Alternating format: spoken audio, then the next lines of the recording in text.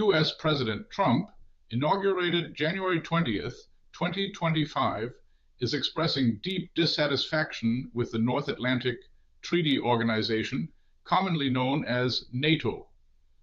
While a complete withdrawal from the defense alliance seems unlikely to garner the necessary majority in the United States Congress, reports indicate that the White House is now discussing an alternative plan that could significantly impact individual member nations.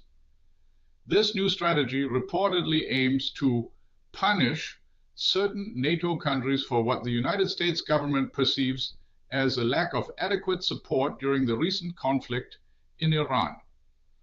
The proposals include the potential withdrawal of United States soldiers from nations that offered minimal assistance, with these forces being restationed in countries that demonstrated stronger backing for United States operations in Iran.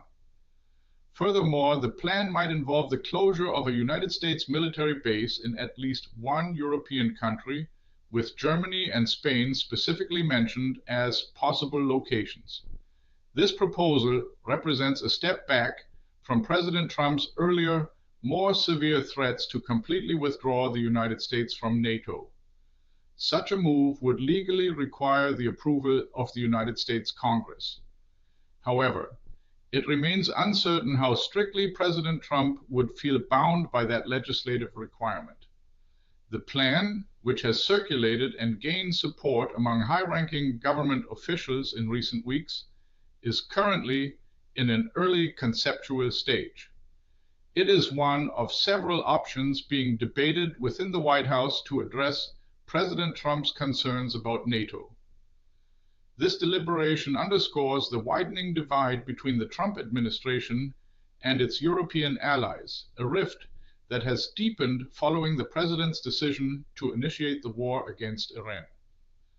Amidst these rising tensions, NATO Secretary General Mark Rutte traveled to Washington for a crucial meeting with President Trump. Secretary General Rutte has consistently worked to strengthen relations with President Trump despite the strains within the transatlantic alliance, and was notably instrumental in convincing President Trump not to pursue the acquisition of Greenland. The encounter between the NATO chief and the United States President took place behind closed doors, a departure from standard protocol. White House spokeswoman Karoline Leavitt had previously announced that President Trump desired a very open and honest conversation with the NATO Secretary General, stating that NATO had been tested and had failed. A potential statement from President Trump was anticipated following the conclusion of his meeting with Secretary General Rutte. During his visit to Washington, Secretary General Rutte also met with United States Secretary of State Marco Rubio. Both Secretary Rubio and President Trump have previously indicated their intention to reevaluate the United States membership in NATO once the conflict in Iran concludes.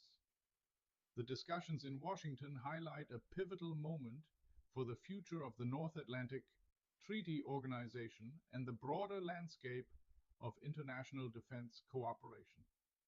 The potential for the United States to shift its military footprint and strategic alliances based on perceived levels of support during conflicts marks a significant evolution in its foreign policy approach. Allies are now grappling with the implications of these proposed changes, as the foundational principles of collective defense are being re-examined under the current administration. The ongoing dialogue between Washington and European capitals will be crucial in determining the path forward for this essential alliance. What's your take on President Trump eyes NATO punishments over Iran war? Share your view in the comments. Do you think this will matter in the next news cycle? This video was generated using artificial intelligence.